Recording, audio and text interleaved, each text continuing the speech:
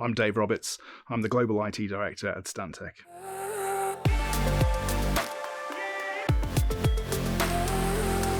So I'm responsible for the digital services within the UK and Ireland part of the business, and I'm also responsible for IT operations across the groups in Asia Pacific, Europe, Africa, Middle East, and Latin America.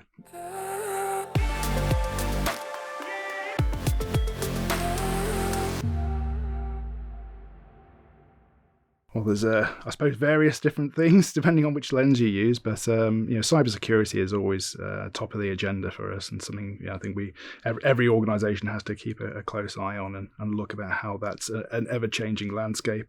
But I suppose from the other things that we're focusing on doing, Stantec is a very inquisitive business, so we're often integrating companies into the wider corporate network. So that's a continual focus as well, and then looking around how we can really improve the processes that we have through automation and but business process re-engineering as well, to make sure that we're taking those processes and not just making a manual process digitized, but actually also improving it.